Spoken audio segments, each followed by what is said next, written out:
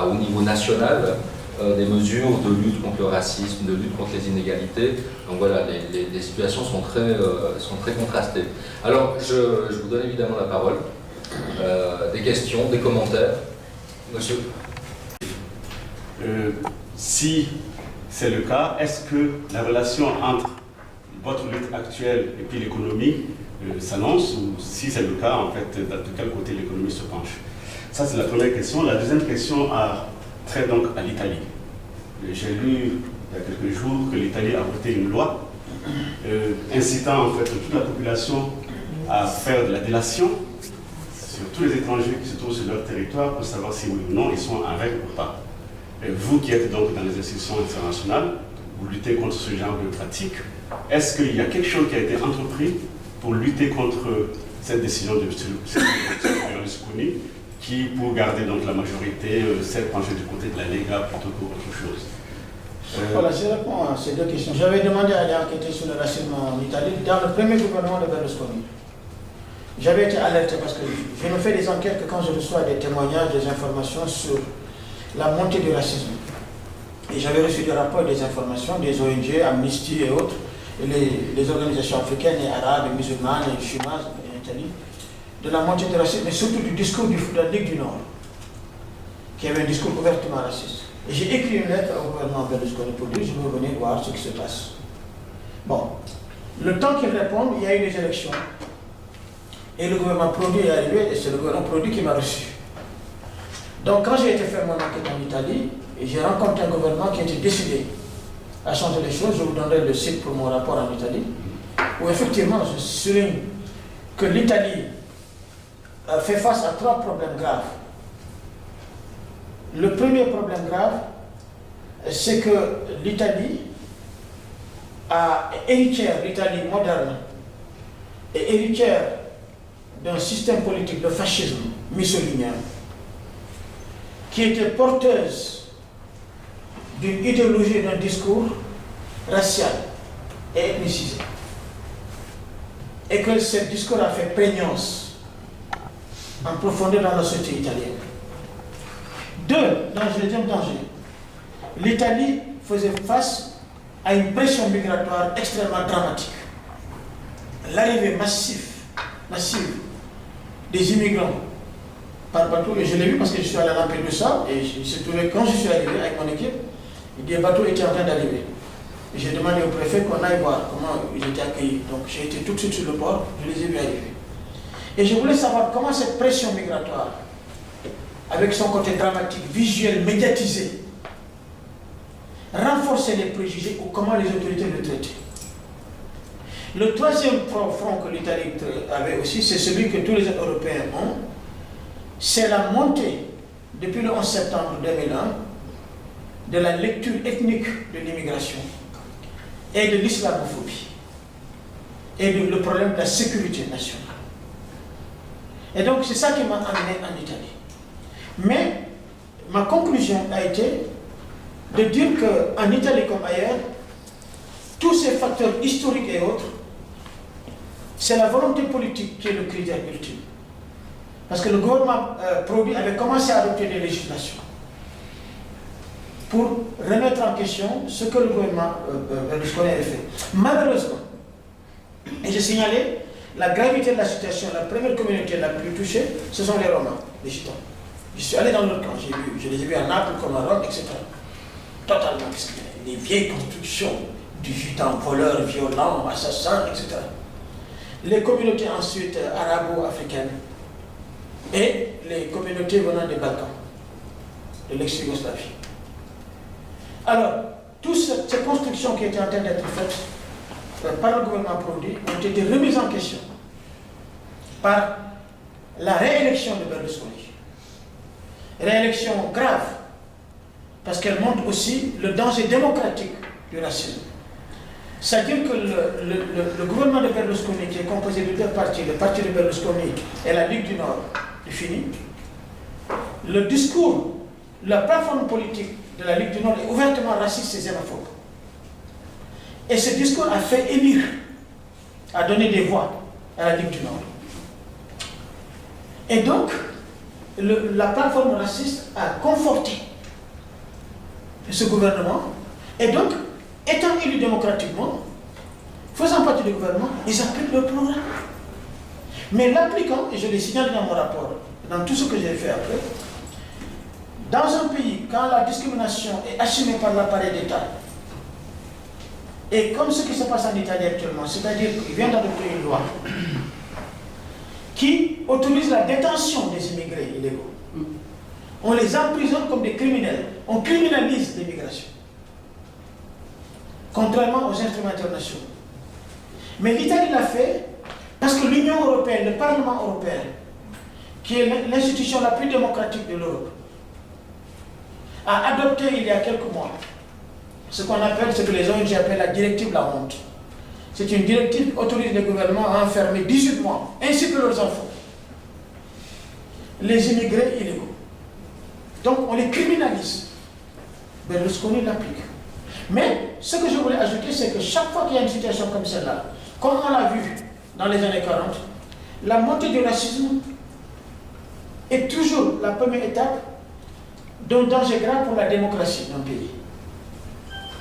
C'est qu'on a vu le gouvernement Berlusconi, donc, la semaine dernière, autoriser des milices privées, c'est-à-dire des citoyens, notamment dans l'Italie du Nord, qui sont tous des militants de la Ligue du Nord, racistes déjà, à se constituer en milices armées et qui vont inspecter dans la rue, qui vont contrôler les migrants noirs arabes. Des citoyens, ce n'est pas la police, ce n'est plus la police continue à le faire. Et là, on entre dans un retour au fascisme. Donc, c'est la démocratie qui est ébranlée en Italie. Et on sait aussi pourquoi c'est ébranlé, parce que Berlusconi a été élu parce qu'il contrôle le pouvoir le plus lourd démocratique, c'est-à-dire les médias. Il contrôle à la fois les médias privés et les médias étatiques. Et donc, il travaille sur les consciences. Mais je peux assurer, parce que je suis invité en Italie tous les mois, qu'il y a l'autre Italie, l'Italie démocratique, comme ici en Suisse, la Suisse démocratique, des militants des droits de l'homme, qui se bat dans toutes les provinces d'Italie. Et c'est un combat à long terme. Maintenant, pour revenir à votre première question, c'est une question centrale.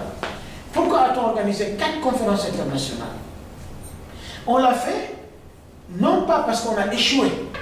On ne peut pas dire qu'on a échoué parce qu'on a mis au point des instruments internationaux, des textes de loi que tous les pays ont adoptés.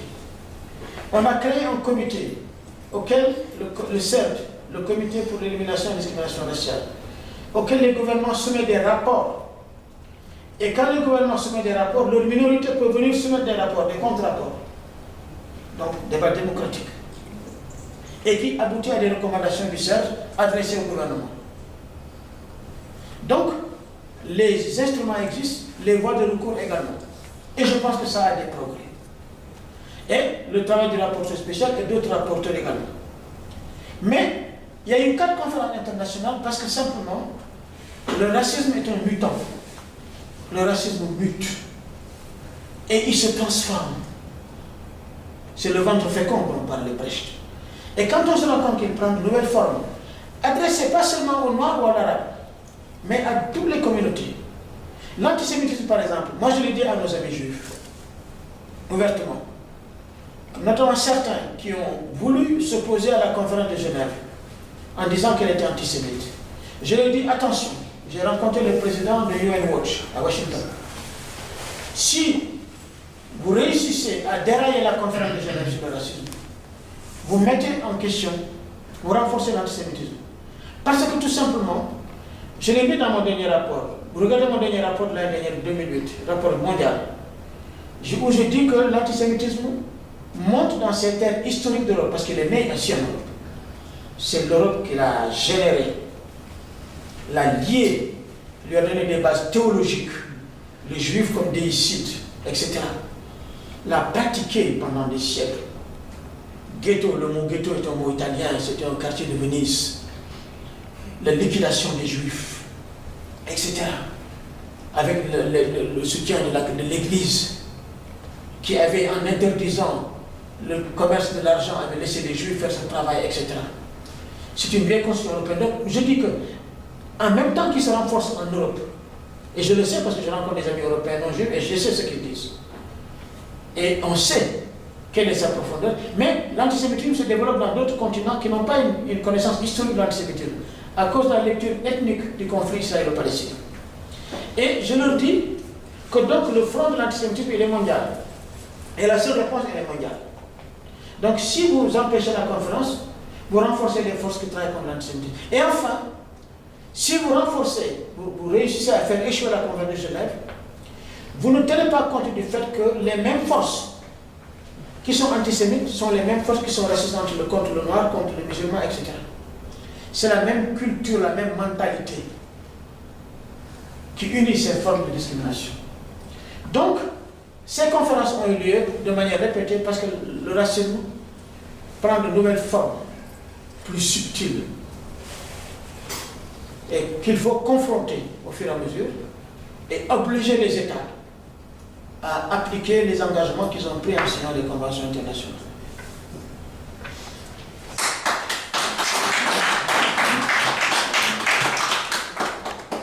Y a-t-il d'autres questions, d'autres commentaires, notamment sur la Suisse, sur le canton de Vaud, sur l'intégration? On a une praticienne. Oui. Tout d'abord, bonsoir à toutes, bonsoir à tous. J'aimerais vous transmettre au nom de la ville de Lausanne nos meilleurs voeux de réussite pour votre nouvelle fédération.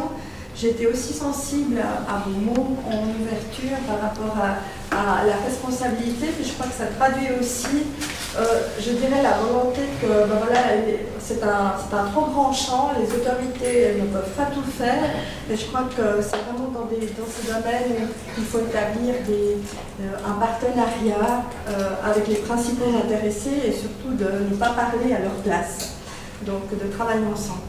Je dirais que je suis déléguée à l'intégration de la ville de Lausanne, donc on a parlé tout à l'heure, M. Delouvienne, effectivement ce terme d'intégration prête à la critique. En tout cas, à Lausanne, nous l'entendons simplement comme la volonté que chacun, chacune trouve sa place dans la société. Alors ça passe par des choses très simples, ça passe par effectivement le logement, le travail, l'accès à l'école, l'accès aux prestations de soins aussi, de santé, donc c'est très important. J'étais très sensible de Vivienne aux différents fronts dans lesquels nous devons agir. En ce qui nous concerne, nous mettons l'accent d'une part sur effectivement la promotion de l'égalité des chances, sensibiliser l'administration par exemple, ce sont des choses extrêmement importantes, et puis aussi de lutter contre la discrimination. Pour nous, c'est vraiment deux choses qui vont ensemble. Je citerai deux projets qui sont assez emblématiques dans ces domaines. L'un, vous avez peut-être entendu déjà parler dans la presse, la semaine d'action contre le racisme en lien avec la journée internationale contre le racisme qui a eu le 21 mars. Donc nous essayons de mettre sur pied chaque année une semaine. Cette année, en 2009, c'était avec le thème de la jeunesse. Nous essayons de mettre sur pied ces semaines de sensibilisation dans le but, je dirais, de traiter ce thème de manière non pas, je dirais, stigmatisante ou moralisatrice, mais d'essayer de le traiter, en tout cas que monsieur et madame tout le monde se sentent concernés, aussi bien les Suisses que les immigrés. Et l'année prochaine, nous allons faire une semaine qui sera tournée on mettra sur pied des formations à l'attention de tous les professionnels concernés par le thème, donc les assistants sociaux, les enseignants, mais aussi évidemment la police. Donc nous allons essayer de faire quelque chose d'assez large, mais en mettant l'accent sur la formation des professionnels. Ça c'est un projet. L'autre projet qui nous tient aussi très à cœur et qui est assez complémentaire, c'est la caravane interculturelle qui va être mise sur pied lors de l'été 2010. Donc nous allons essayer de faire des fêtes décentralisées dans les quartiers, donc non pas une fête centrale à la place Saint-François ou à la place de la Riponne, mais vraiment dans tous les quartiers de la ville de Lausanne, dans l'idée justement de promouvoir cette diversité et les différentes cultures des habitants. Donc voilà, je reste à votre disposition pour toute question et je vous remercie de votre attention.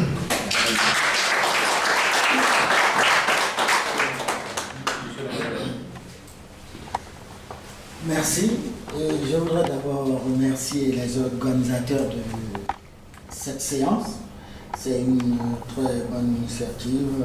Je crois qu'il faudrait que les Africains se prennent aussi en compte dans cette société et qu'ils commencent aussi à faire face à leurs propres responsabilités dans ce qui concerne surtout la gestion et l'éducation de la jeunesse africaine dans ces pays développés. C'est très important. Je voudrais d'abord réagir par rapport à votre question, parce que vous avez demandé pourquoi tous les 10 ans il y a une nouvelle conférence sur les droits de l'homme. Au fait, ce n'est pas une nouvelle conférence, parce qu'il y a des avancées. Par exemple, tout dernièrement, sur la conférence de Duban, c'est tout juste un examen pour savoir où est-ce qu'on en est. Donc, on a posé, on a vécu. Il y a eu des avancées, mais le problème persiste. Et comme l'a dit M. Doudou Diène, c'est un mi-temps, ça change. On croit tenir déjà, pas peut-être par la queue, on voit que non, la queue n'est même plus signifiante dans la morphologie. Il faut peut-être chercher à aller vers la tête, parce qu'effectivement, aujourd'hui, avec tout ce qu'il y a comme subtilité, il y a des racistes même qui s'ignorent. Il y a des racistes qui s'ignorent et aujourd'hui je crois qu'il faudrait qu'on aille surtout travailler au niveau des enfants dans les écoles. Au niveau des enfants dans les écoles, parce que quand on voit la sincérité des enfants qui sont très candides, un enfant n'hésitera pas à dire mais tu es bon, il le dit, il est sincère, il le dit. Oui, donc c'est à ce niveau-là qu'il faut faire l'éducation et je crois au niveau de la commission, il y a déjà l'éducation aux droits des hommes. Mais il faudrait voir comment l'installer au niveau de nos enfants à l'école. Donc c'est surtout pour dire que ce n'est pas le mythe de Sisyphe, l'éternel recommencement. Ça avance. Mais on travaille sur des ordres. Et c'est dur. Presque tous les États, tous les gouvernements, pour se donner bonne conscience, ont adopté des lois. Mais le problème, c'est au niveau de la pratique. Et quand on le dit, on dit que les lois sont faites pour être contournées. Vous savez, avec un bon avocat. Dans les pays européens, ça marche. Un pays comme les États-Unis, un avocat peut défendre n'importe quelle situation. C'est un avocat, on se dit même, est-ce que c'est les tests qu'on suit bien? Un avocat aux États-Unis, c'est un magicien. Vous voyez, donc il peut tout obtenir. Donc c'est pour vous dire que c'est un travail de longue haleine. Il ne faudrait pas qu'on se décourage. Et le vrai problème aussi, c'est peut-être par rapport à nous-mêmes Africains, les émigrés. Parce que moi, ce qui m'a choqué ici, quand je jette un coup d'œil sur les pages jaunes, un coup d'œil sur l'annuaire téléphonique, je vois beaucoup de médecins portugais. C'est-à-dire, les ouvriers portugais qui sont venus travailler en Suisse, aujourd'hui, leurs enfants, c'est de grands cadres. Et je me dis, bon, pourquoi en France, les Africains sont en France depuis longtemps, pourquoi quand on jette un coup d'œil sur l'annuaire en France, on ne voit pas les grands noms français, africains, c'est rare. Ça veut dire qu'à notre niveau aussi, il faut qu'on réfléchisse. Quelle éducation on donne à nos enfants? Est-ce qu'on vit dans ces pays tout juste pour penser à l'Afrique, pour se réaliser? On fait 30 ans, on fait 40 ans en France pour se réaliser en Afrique, au détriment des enfants. Ça c'est la grande question. Est-ce que tout ce qu'on me donne pour les enfants, je l'utilise pour ces enfants, dans leur éducation ici, au lieu de penser à des briques dans mon pays d'origine? Sincèrement, je crois que c'est une question d'option. Je le dis, peut-être qu'on va dire, mais de quoi parle-t-il? C'est sérieux. Quand je vois les Portugais, moi ça m'a marqué. L'ouvrier portugais, son fils est un grand médecin, est un grand professeur. Il fait la journée. Il faudrait vraiment qu'on en arrive là. En France, on peut parler, sincèrement.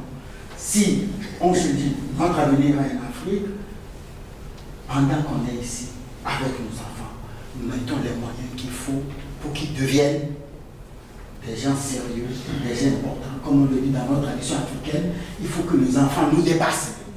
Si j'ai été tout le temps ouvrier, il faut que mon enfant soit. Et aujourd'hui, on le constate aujourd'hui, c'est difficile de trouver un maçon. Parce que les enfants, c'est pas qu'il est devenu ingénieur, mais il ne veut plus faire le travail de son père. Parce qu'il a vu son père travailler, il dit c'est difficile, tout ça, il ne veut pas le faire. Il préfère être au chômage, mais il ne veut pas être maçon. Aujourd'hui, vous allez voir que c'est des métiers dévalorisés, on ne trouve même plus des gens pour être tout ça parmi les populations. Donc, c'est un travail qu'il faut faire. L'éducation des enfants, s'il vous plaît, c'est très important. Nous, on est diplomates, on repartira. Mais c'est le constat qu'on a fait. Pendant qu'on est en Europe, vivons, mettons les moyens pour élever nos enfants. Je vous remercie. Je voulais ajouter juste deux choses à ça parce que j'ai vraiment Gabriel soit là parce que moi, une des conclusions que j'ai, à laquelle je suis parvenu après 6 ans de travail comme rapporteur, c'est que c'est la centralité de l'espace urbain. La ville est le lieu multiculturel par excellence. C'est l'endroit où toutes les tensions se font, c'est là où les gens se frottent culturellement, ethniquement, et donc c'est un des terrains les plus sensibles pour le combat contre les discriminations. Et là, bon, je vous informe, Gabriel le sait, que l'UNESCO a lancé un programme qui s'appelle la Coalition des villes contre le racisme. C'est une coalition, c'est fabuleux comme programme, où les villes du monde entier se retrouvent chaque année à Nuremberg et ailleurs pour échanger leur expérience, comment ils combattent le racisme, leur pratique, hein, c'est pas théorique mais abstrait.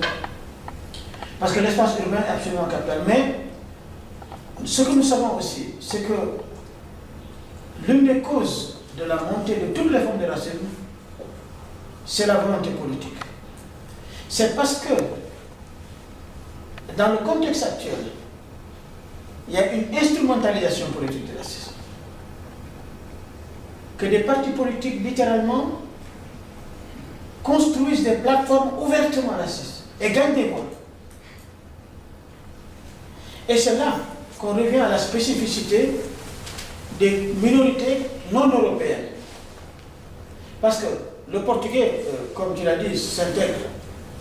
L'italien. Mais l'italien, il y a quoi 50 ans. C'était le criminel, le sale, etc.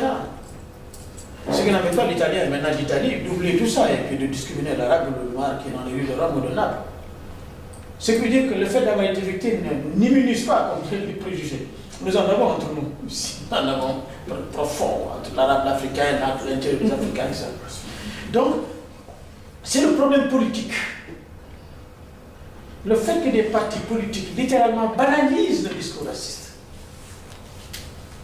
et que l'un des vecteurs du racisme, l'immigration, soit ethnicisée et traitée de manière criminelle, renforçant la peur et les sentiments. Et je veux dire ce que chaque communauté a une profondeur historique. La construction du racisme anti-noir et anti-arabe a une plus grande profondeur que la construction des préjugés contre l'italien ou le portugais. Parce qu'ils s'enracinent dans la culture occidentale, dans ses valeurs, dans ses représentations. C'est ce qui fait le combat extrêmement complexe.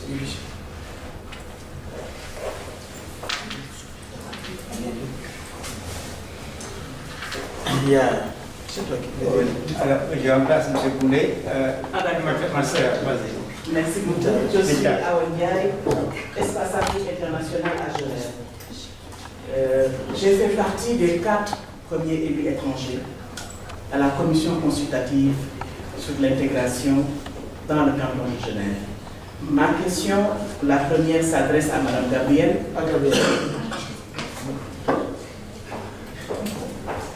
Voilà, je disais que j'ai fait partie des 4 premiers élus étrangers à la commission consultative sur l'intégration dans le canton de Genève.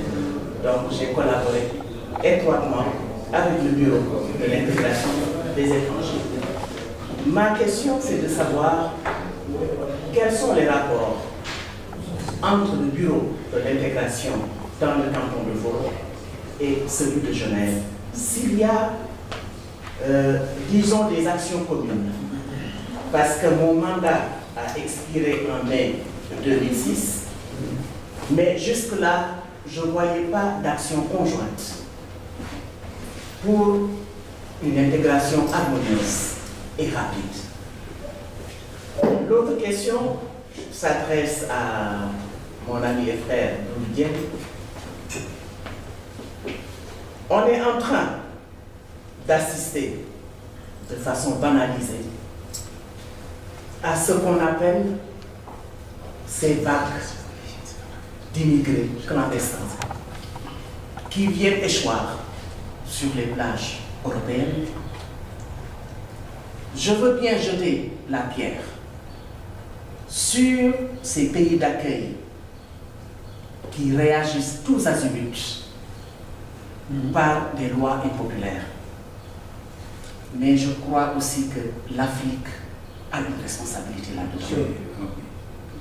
Depuis le temps que j'appelle dans toutes les conférences internationales à une réaction pas violente, mais une réponse des autorités africaines pour une politique africaine de l'immigration vers l'Europe et l'Amérique.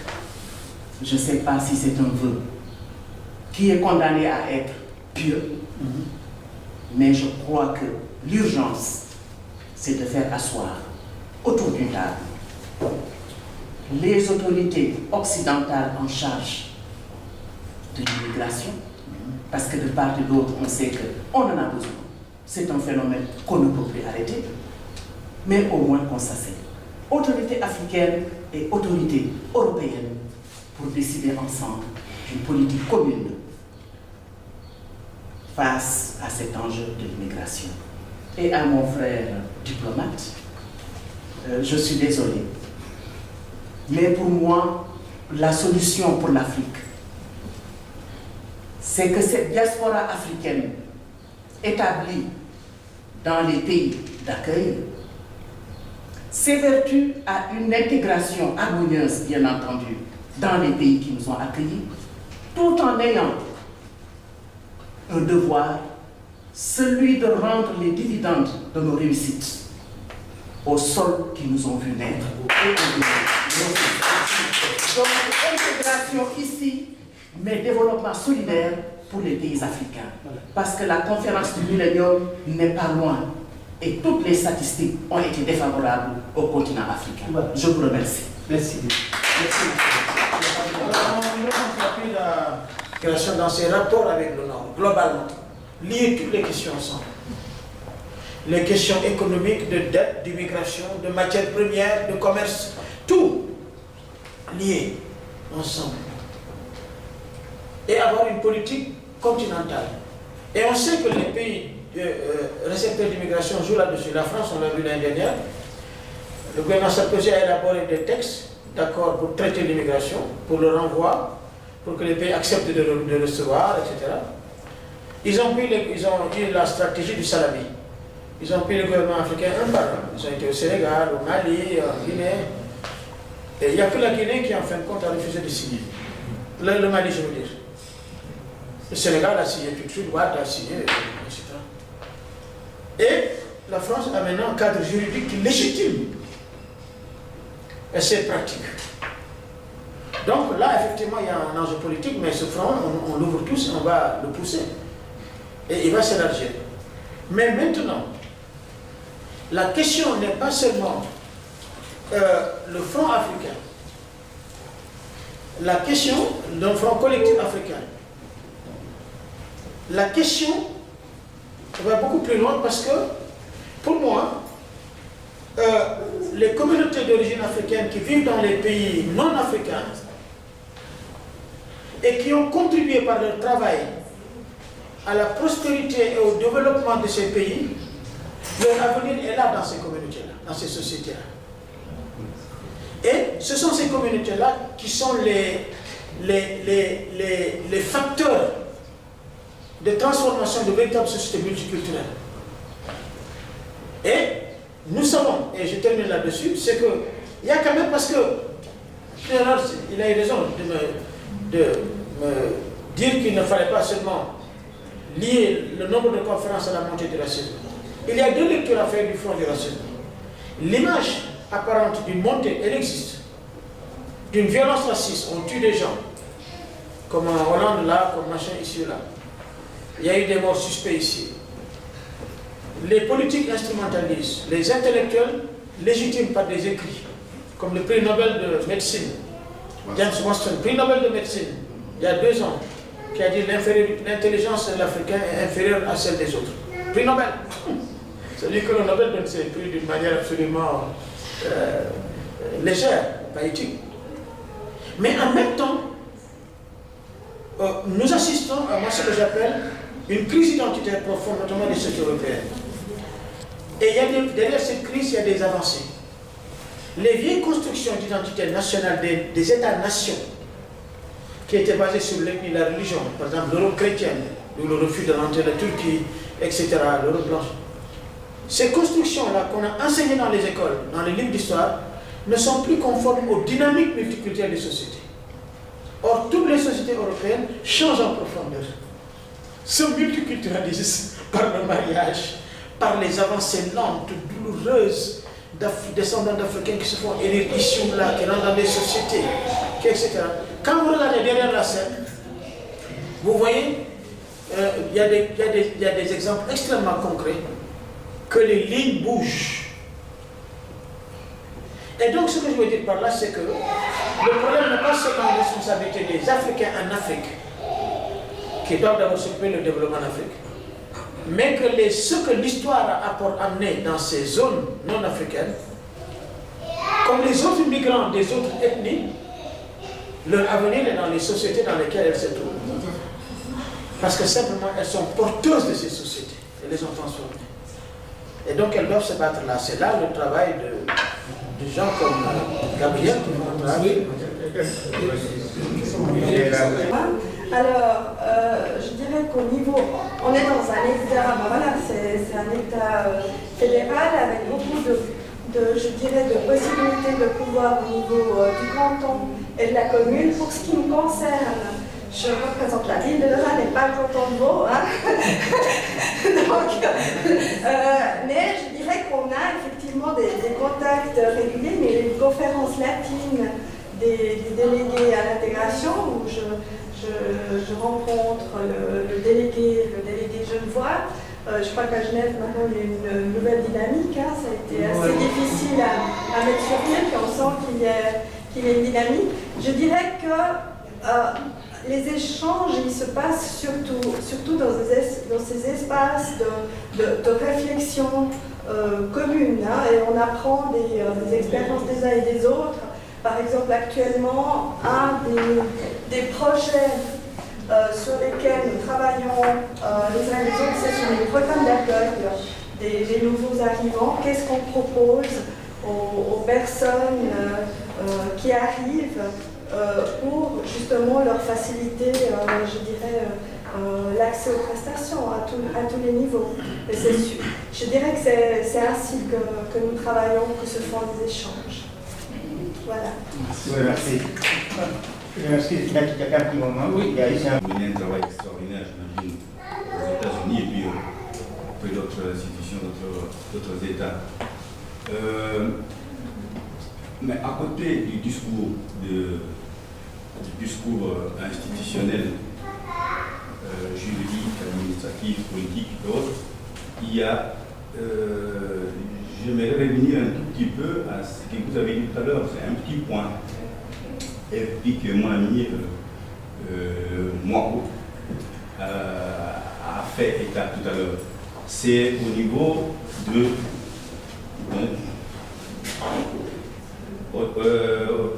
vous avez dit que les parents africains devaient vis-à-vis de leurs jetons, leur dire qu'il fallait respecter, j'entends, les lois s'intégrer ici, mais ne pas oublier, en fait, de dire, d'essayer d'inculquer à leurs enfants d'être fiers, en fait, des valeurs. Oui. Vous savez, pour que les enfants soient fiers, il ne suffit pas simplement de leur dire d'être fiers. Il faut avoir un comportement ad hoc, comme on dit. Sûr. Et ça, c'est extrêmement important de la part des Africains. J'ai noté, je suis un Africain, bien sûr, et puis c'est un discours qui est beaucoup plus afro-africain maintenant, si vous voulez. Ça signifie que, d'un côté, nous, on combat l'injustice depuis des années, travail, etc., dans la société, en gros. Mais de l'autre côté, excusez-moi de le dire, mais ça m'est arrivé que les compatriotes tiennent un discours raciste vis-à-vis de leurs propres frères, par exemple. Tout à l'heure, Oui, j'ai entendu justement, j'avais déjà noté ça. Ça signifie, évidemment, s'il n'y a pas cette cohérence de langage et de réflexion, il y a un petit problème, parce que l'enfant note ça, vous voyez. L'enfant note ça, et puis j'y reviens. Ça, c'est pour un peu, si on veut, recadrer les choses, parce que c'est la fondation d'une fédération qui se veut vaudoise, qui va travailler dans le canton de Vaud, donc principalement auprès des Africains ici, et puis de leurs jetons, de leurs enfants ici, que c'est très important ça, de savoir que notre comportement de tous les jours, c'est qu'on dit par rapport vis-à-vis de nos enfants, etc., et tout ça, ça a une répercussion claire, nette et distincte vis-à-vis de nos enfants. Ça, c'est très, très... Il y a quand même, je voulais dire, une petite différence au niveau historique entre donc, les États-Unis et puis l'Europe, hein, au niveau, par rapport à ce qui est en train de se passer aux États-Unis actuellement. L'histoire de l'Europe est un peu différente par rapport à l'immigration de l'histoire des États-Unis.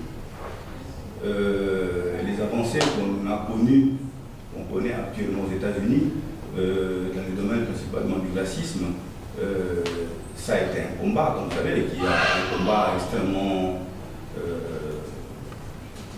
puissant, fier, ce qui a commencé dans les années 30, 40, 50 et tout ça, et puis que maintenant nous sommes montrés ici, bien que les Africains ne sont pas assez organisés en Europe en général, mais ils sont en train de participer à ce combat, donc on veut ça quand même.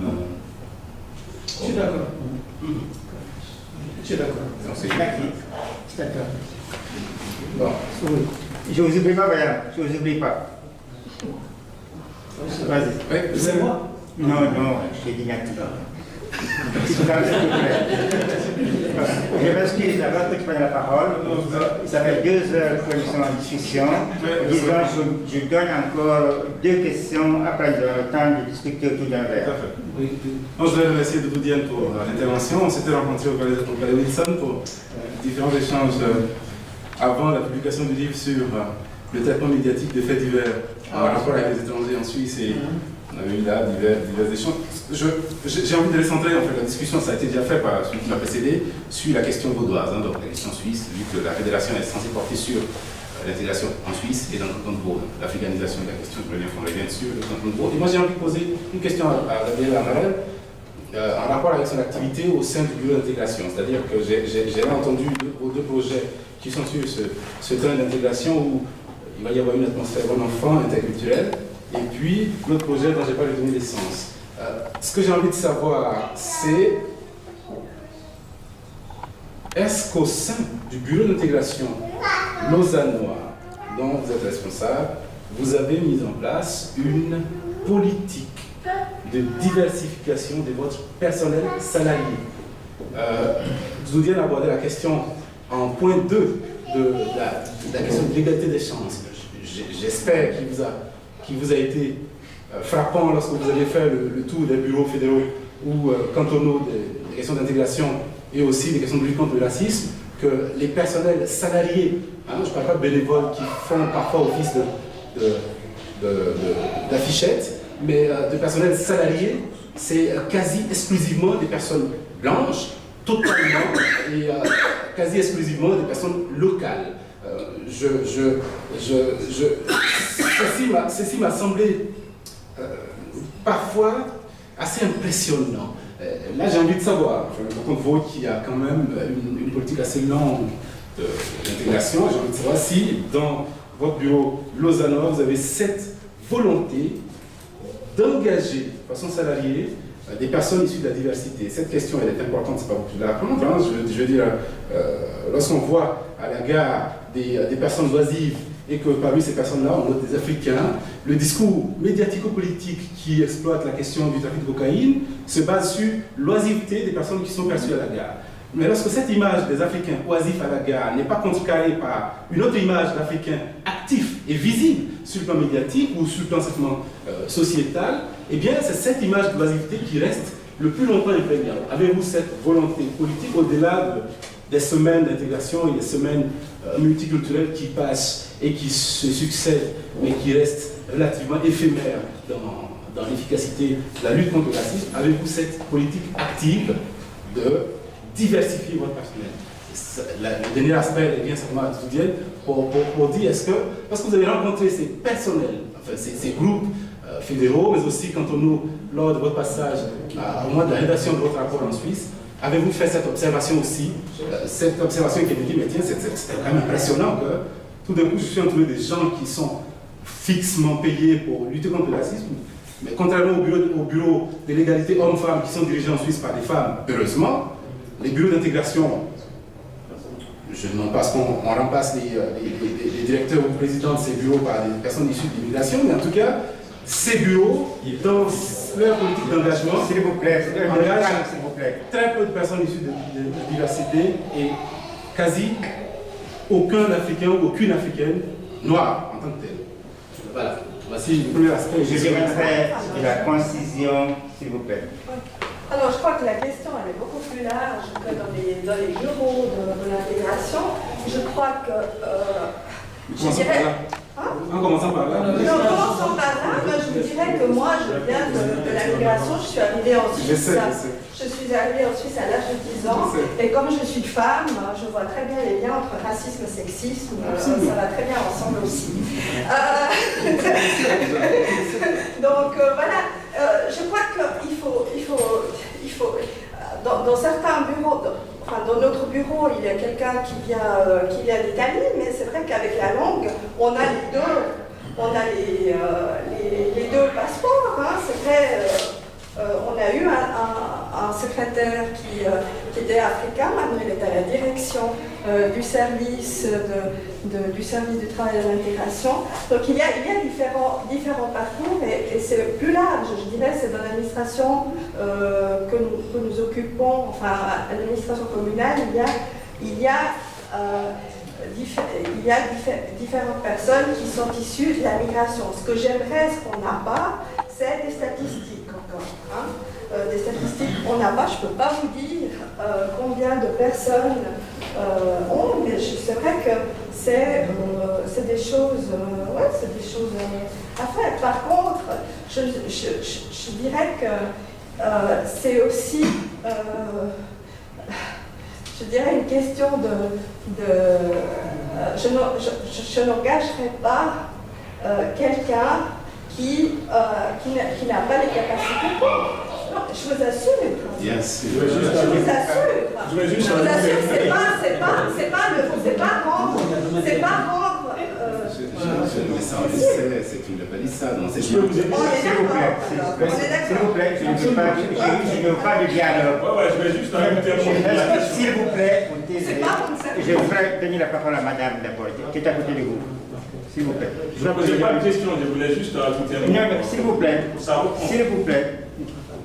vous avez serment, vous avez demandé la parole, je vous donne la parole, madame. Voilà. Merci. Je veux la parole à mon mari.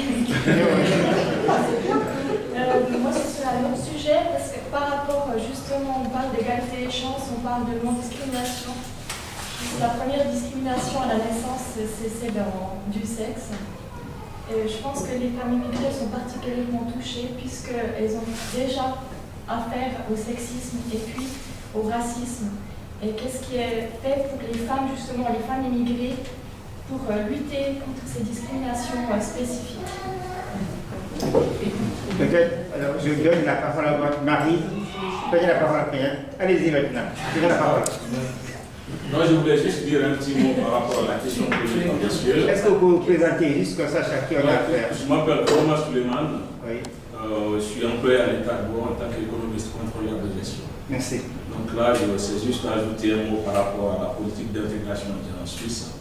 Moi, ça fait des années que je travaille, j'ai eu des mandats avec la Confédération et puis actuellement je travaille à l'État d'eau. C'est clair que dire que tout le monde peut accéder à certaines fonctions, c'est un peu difficile. Moi-même, j'ai été, parfois on essaie de discriminer à un certain niveau, mais ce qui est évident, c'est que la diversité, ça existe. Je suis à l'État, en tant que contrôleur de gestion, dans beaucoup d'entreprises, je vais faire des inspections, des audits, je rencontre beaucoup de gens qui viennent d'autres pays, qui viennent de l'Afrique, qui viennent d'autres régions. Ce qui est évident, c'est qu'à un moment donné, il y a des barrières administratives, telles que par exemple les permis de séjour, ou bien savoir la nationalité. Mais à ce niveau-là, si vous avez la formation qu'il faut, surtout les gens qui ont fait le diplôme en Suisse, il n'y a pas énormément de problèmes. Moi, j'ai travaillé pour la Confédération pendant longtemps, j'ai assisté à des entretiens, il y avait d'autres personnes qui venaient d'autres origines, puis il y en a qui ont été engagés, moi j'ai beaucoup de mandats, puis à l'État actuellement, j'ai beaucoup de collègues qui viennent de différents pays. Et là, à ce niveau-là, je ne connais pas la ville de Lausanne, je parle du canton.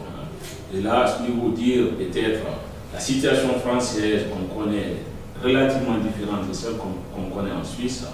À ce niveau-là, il y a beaucoup de possibilités. Ce n'est pas dit que si vous allez tout de suite, vous allez trouver du travail, ce n'est pas dit.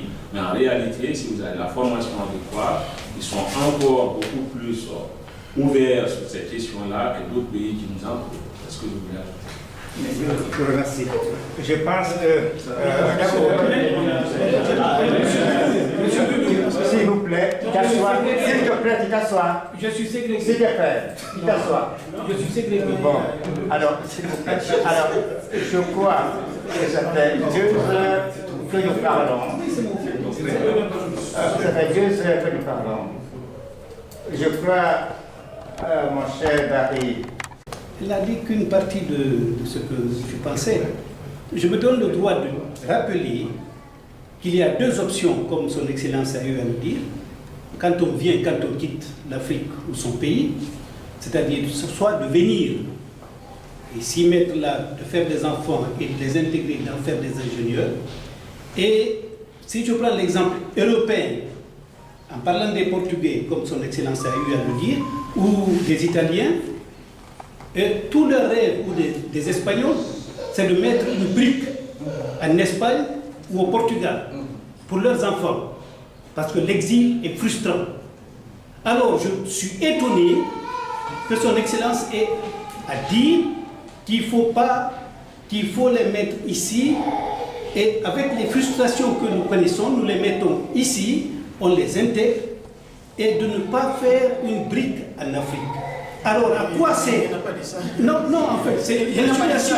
Mais non, quand la sœur a parlé de dividendes qu'il faut envoyer au pays, j'ai applaudi. Alors, je suis sur la même longueur d'onde que la sœur. C'est tout ce que j'ai voulu dire. Dépasse dans certains pays ce qu'on reçoit même en tant qu'aide au développement. Non, vous contribuez. Mais ce que je veux dire aussi, je suis ici, je vois ce qui se passe, surtout du côté français. Je vous dis, en dehors de tout cela, ceux qui peuvent le faire, ils le feront. Même le peu d'argent qu'on envoie à une vieille, 100 francs suisses, ce que ça représente là-bas, nous savons. Donc, ce que vous faites, c'est positif pour le pays. Mais je dis tout simplement que mettez suffisamment votre argent aussi dans l'éducation de nos enfants. C'est là où ça va rapporter plus de subsides sans devoir au fisc.